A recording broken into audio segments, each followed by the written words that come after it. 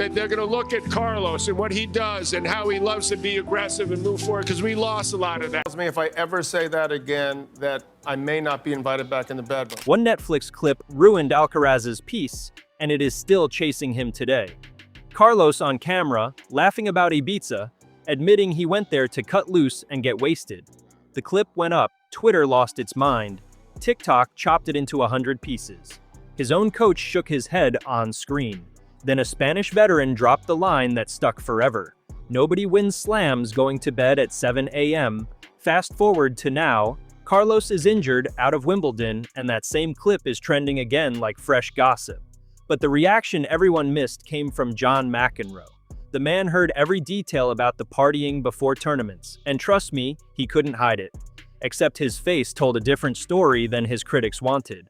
What he said about Carlos might be the most honest thing any legend has said about this generation, and it exposes the people who started this fire. There is a villain in this saga, it just isn't the kid with the tan. Subscribe if you want tennis drama with actual facts behind it, and comment your first reaction. I really do read everyone. Alright, let us dig into what really happened. To understand what McEnroe was reacting to, you first need to sit inside that clip for a minute, because the internet only ever shows you 15 seconds of it. The real story starts in June 2023. Carlos had just lost the French Open semi-final to Novak Djokovic in one of the strangest matches of his life. His body cramped up from pure tension in the second set, and he basically stopped competing. A 19-year-old kid froze on the biggest stage against the greatest winner the sport has ever produced. That loss cut deep. So he made a decision that his own agent, Albert Molina, told him directly not to make. He booked a trip to Ibiza, not a quiet recovery week with ice baths and physio tables. A proper one. When the Netflix cameras asked him about it later, Carlos did something almost no modern athlete does. He told the truth with a grin on his face. Everything in Ibiza is about partying and going out, he admitted. He said he wanted to get wasted, then caught himself and laughed about whether he was even allowed to phrase it that way. He just wanted to cut loose. Now picture the room when his team watched that footage back. Juan Carlos Ferrero, his coach since he was 15, a former world #1 who built his own career on iron discipline, looked into the camera and delivered his verdict. Go to Ibiza for 6 days, go out every single night, and by day 7, you have done anything except rest. He added the line that defined the whole documentary. Part of your head always has to remember you are a tennis player. Cold, measured, the voice of every coach who ever lived. But then Molina, the agent, gave the counter-argument that should have ended the debate forever. Force Carlos to work because it is expected of him, he warned, and you lose him. The joy goes first, then the drive, and within 3 years the kid might quit tennis completely. Sit with that for a second. The people closest to him were not arguing about parties. They were arguing about whether Carlos Alcaraz could survive being Carlos Alcaraz. The documentary dropped on April 23, 2025, and gave the world its evidence file. Viewers got the receipts on 2024 too, and this is where the pattern gets genuinely funny. Carlos rolled into Queens that summer straight off the Ibiza flight looking so rough that writers openly wondered if he was still hungover. He lost early to Jack Draper. The discipline police had their proof. Except less than a month later, the same kid walked onto center court at Wimbledon and dismantled Novak Djokovic in straight sets.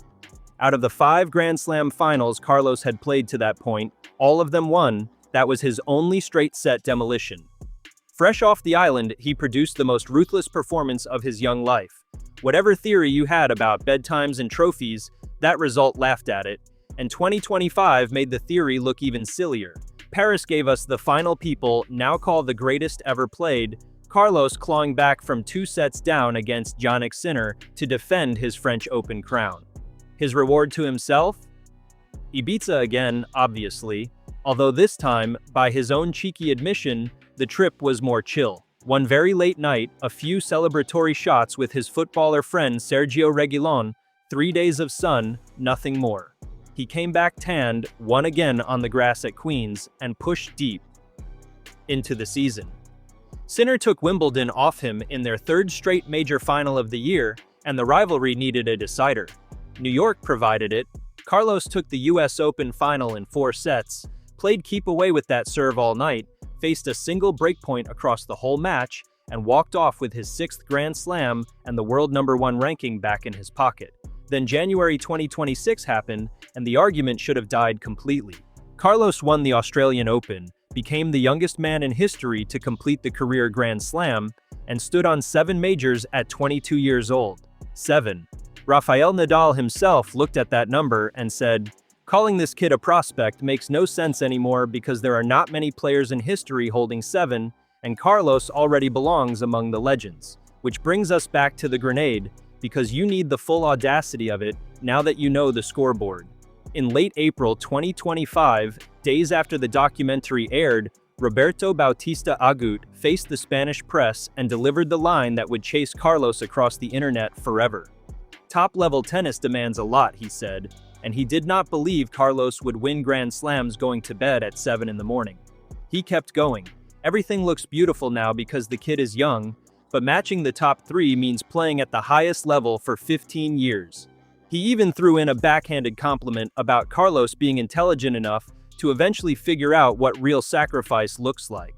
Here was a 37-year-old veteran with 0 Grand Slam titles explaining championship habits to a man who owned 4 of them at the time. The gap between the lecture and the lecturer was the whole story, and the internet smelled blood instantly. The clip machine did the rest. Twitter turned the quote into ammunition for both sides within hours. Tennis forums melted down, with fans telling the veteran to mind his own business and jumping to defend their Carlito, pointing out that he had already achieved more at 21 than his critic managed in an entire career. Others quietly agreed with the old man, muttering about sleep science and long-term health. TikTok stitched the Ibiza confession against the 7 a.m. quote and let the comment sections fight it out. One press conference answer had become a permanent character in the Alcaraz story, a stick that anyone could pick up and swing whenever the kid stumbled. And that is the thing about sticks like that. They wait. They waited through the glory of 2025, useless and ignored while Carlos collected trophies. Then December 2025 arrived and the first crack appeared. Alcaraz and Ferrero announced their split after 7 years together, and the tennis world lost its collective mind. Nobody saw it coming, and with neither man explaining the breakup, everyone went hunting for clues. They found them in the documentary, naturally. That tense on-screen conversation between coach and player about sacrifice, the head shaking over Ibiza, the 2 visions of what a career should be. Footage that once played as healthy creative tension suddenly looked like a slow-motion divorce. Carlos had brushed it off back in 2025, saying every coach and player on earth has those conversations, and anyone who denies it is lying. Fine words, but the coach was still gone. 4 months later, the wrist went. A serious injury in mid-April 2026 pulled Carlos out of Barcelona, and the withdrawals started falling like dominoes. Madrid gone, Rome gone. The French Open, where he was defending champion, gone. Queens gone. Then the announcement that genuinely hurt, the one where Carlos admitted his recovery was going well, but not well enough, and pulled out of Wimbledon itself. 2 of his titles sat on that grass. The tournament happened without him. Sinner lifted the trophy while beating Zverev in the final, and the machine kept humming while the artist sat at home. Zverev took over the #2 ranking. Greg Rusedski watched the training videos Carlos posted, noticed he was barely completing his service motion, and said flat out he would be very surprised to see him at the US Open. So here we are in July 2026, the biggest star in tennis invisible, his points bleeding away, and guess what started trending again? That clip, the parties, the bedtime, told you the stick was waiting. And through 14 months of this circus, one voice was strangely absent from the pile-on, the loudest voice the sport has ever known. So where exactly was John McEnroe? Here is where this story earns its title because I went looking for the rant. The furious McEnroe takedown of the party kid, the old champion torching the new generation's discipline. It should be the easiest clip in the world to find. This is the man who screamed at Wimbledon umpires until it became his brand, who turned rage into a broadcasting career, who has never in 50 years met an opinion he kept to himself.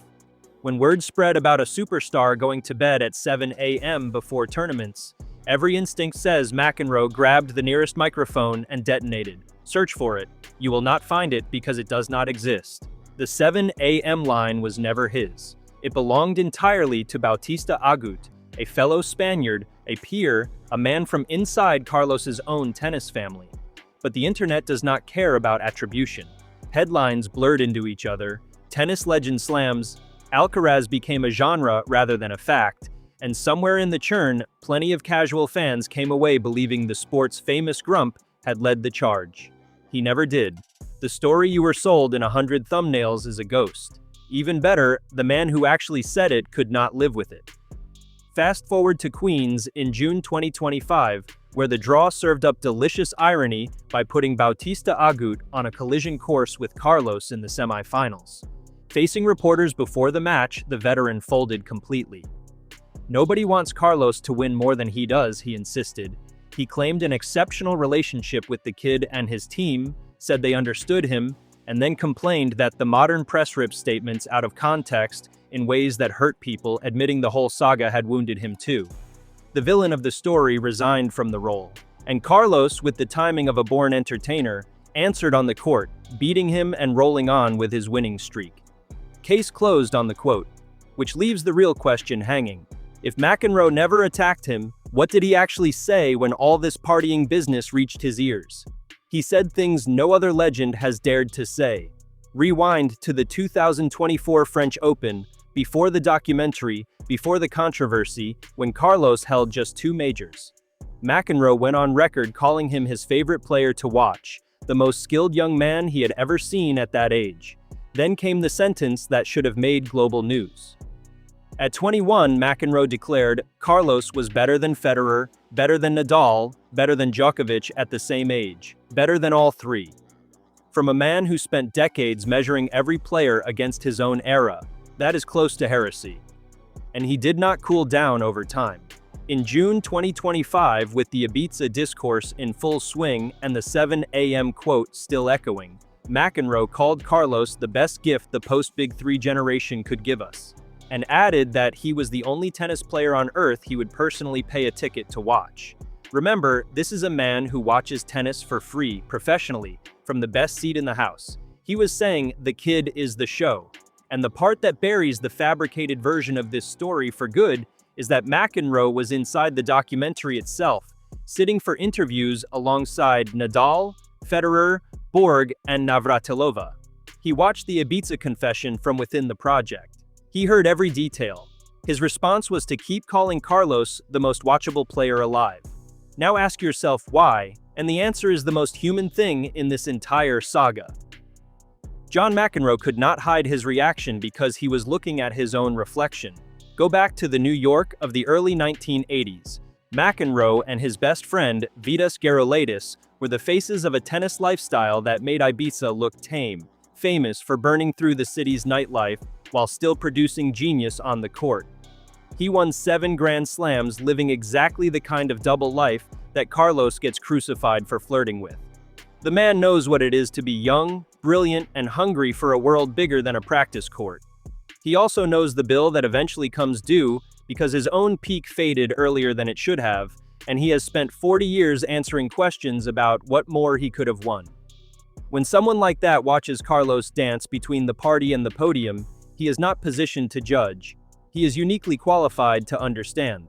His silence toward the critics and his loudness in praise were not accidents, they were autobiography.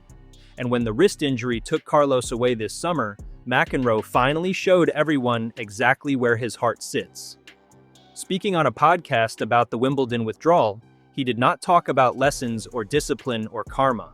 He said the news left him depressed and bummed out, and described the whole tennis world as basically praying for the kid to come back sooner rather than later. That is not the language of a critic. It sounds like a fan missing the best part of his sport, because that is precisely what it is. Nadal, for his part, went even further in dismantling the party narrative, revealing that he went to Ibiza every single year of his own career. A confession from the most celebrated grinder in tennis history that quietly torched the entire premise of the criticism. When the 2 most intense competitors of their respective generations both shrug at your scandal, maybe it was never a scandal. The contrast that actually matters in this era is not between Carlos and his critics. It is between Carlos and Sinner, And even there, the lesson cuts against the disciplined police. Sinner is the monomaniac, the machine built from routine and repetition, and this fortnight he proved the model works by winning Wimbledon while his rival sat injured at home. Nobody disputes his greatness. Yet the neutrals ache for Carlos anyway. Writers call him the sport's golden goose, and stadiums feel different when he is missing. Efficiency wins matches. Joy sells the sport. McEnroe understood that math before anyone, which is exactly why the only player he would buy a ticket for is the one who sometimes stays out too late. So if Carlos is not the villain, and McEnroe never was, who set this fire? Look at the machinery instead of the people. An outrage economy that strips a laughing confession from its context and loops it for years. A headline culture so sloppy that fans genuinely cannot tell you which legend said what. And hiding behind all of it, a tennis calendar so brutal that Carlos once landed in Shanghai at 4 a.m, hours after a final, plus a schedule stuffed with lucrative exhibitions, from the Netflix Slam in Vegas to the Six Kings Slam in Saudi Arabia, signed off by the same management that publicly worried about his focus. If you want a suspect for a body breaking down at 23, the flight logs make a better case than the nightclubs ever did. The wrist did not snap in Ibiza. It gave out under the weight of a sport that cannot stop selling its brightest star. Through all of it, the kid himself never changed, and that is the detail that should settle this forever. Carlos has banked around $40 million in prize money before turning 23, and he still sleeps in the same twin bed in his parents' house in El Palmar, surrounded by his childhood trophies. The Netflix cameras caught him saying the sentence that explains everything, that he prefers putting happiness before any accomplishment because being happy is an accomplishment in itself. 7 majors say the philosophy works.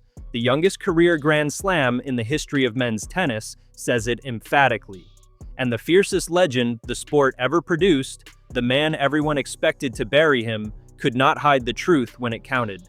What McEnroe revealed was admiration, recognition, and maybe a little envy of a kid getting the balance right where he once got it wrong. The villain of this story was never wearing a headband or holding a racket. It was every account that fed you the rage and skipped the receipts. If this breakdown changed how you see the 7 a.m. saga, get subscribed right now, because this channel digs up the full story every single time. Drop your verdict in the comments, tell me whether Carlos was ever wrong at all, and I will see you in the next one.